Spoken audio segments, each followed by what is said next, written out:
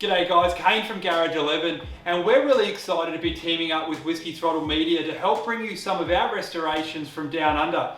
We've got a couple of bikes that we're going to be showcasing for you. One of them is this Maico 490 Sand Spider, and another's going to be an RM 500. So it's going to be really cool to bring you some of these older, more unique motocross bikes that few people have forgotten about. They're, a lot of cool stuff about them. There's not many of them around, so it's going to be really exciting. I know those boys over there are really keen on a lot of their older stuff, and the vintage stuff really hits hard. So it's going to be really cool to go through the steps that we're going to be working through to restore these bikes.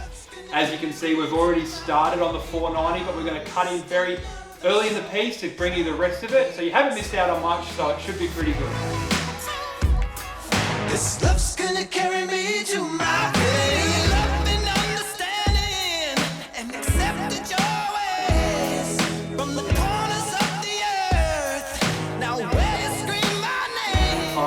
The 490 is a unique bike. It's rough, it's raw, it's very 80s motocross. There's a few little things that we are hoping we're going to be able to salvage from it, because I know particularly on these early bikes, these Maicos, the gearboxes were not good. They were prone to breaking, shattering gears, so we're hoping that this one has survived the many years of riding and possible abuse that it's probably seen. Also, there was a little bit of a story which I might do a little bit more research into to find out a bit more details, but we might bring you another little snippet of that later on as we're restoring the bike. But there is a little rumour that I heard that there was a bit of sabotage going on within Maico in the early 80s, and that some of the rear hubs used to let go or blow up. So it'd be pretty cool to bring you some of those little snippets and little nuances that a lot of these early bikes and these marks that were big for a period of time but then completely vanished.